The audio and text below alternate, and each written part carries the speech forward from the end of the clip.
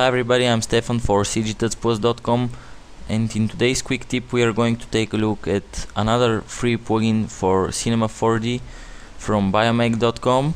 And let's go to the free plugins section, and this is the plugin that we are going to take a look at, which is called Watermark, and you can download the plugin for the version of Cinema 4D you're using for, and just extract the zip file into your Cinema 4D plugins folder and you're ready to go. So let's jump into Cinema 4D and see how the plugin works, and let's create a simple scene here with a couple of objects, and let's drop a plane here and just scale it up. And basically this is how our scene is going to look like. Let's add a quick white so it not look so bad, and let's move the white here and turn on the camera, and as you can see this is our scene. And basically what this plugin does, it adds a watermark on top of your render. It's a post effect, so you can add it by clicking here, and it's at the very bottom of the drop down menu. It's off the screen but it's there, so I'm going to click it, and this is the effect as you can see.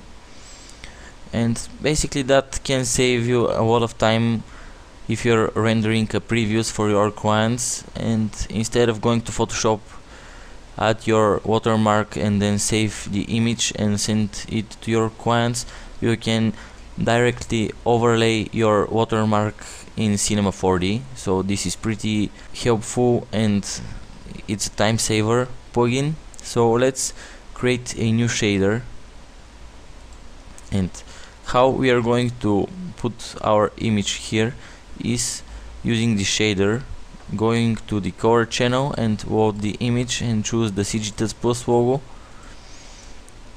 and let's turn off specular and let's drop the image here.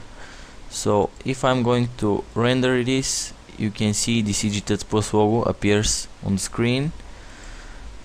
We have a alpha control. For example, if we have only the cgtutsplus title without the base, we need to import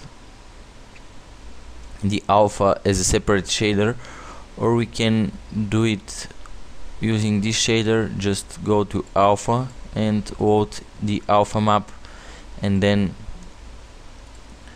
put the shader right here in this field and choose the alpha channel, and this way it's going to take the alpha from the shader.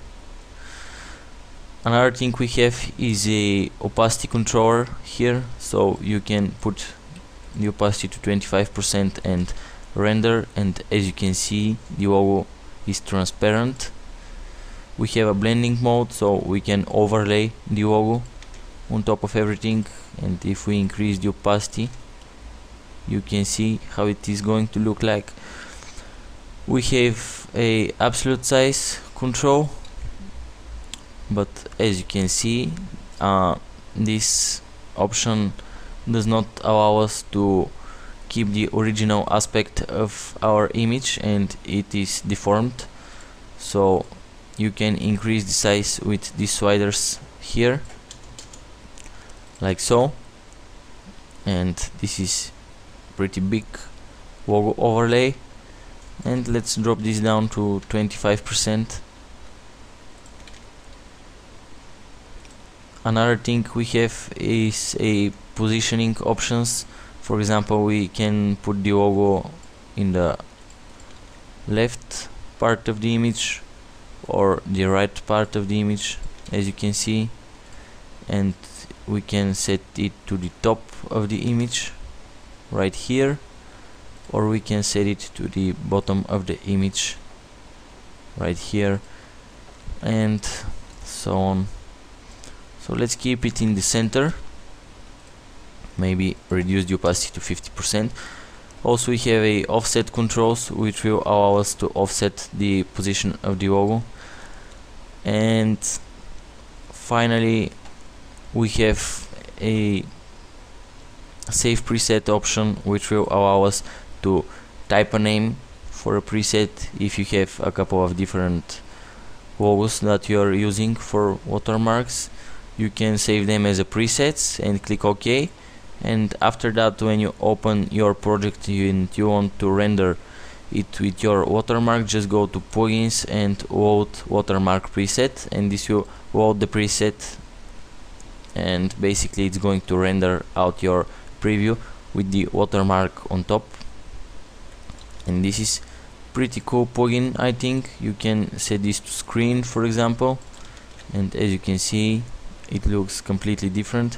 So this gives you a lot of control and flexibility just inside of Cinema 4D, and this is a time saver for me, and hope you download this plugin and use it in your projects. Once again, I'm Stefan for cgtutsplus.com, and we'll see you next time.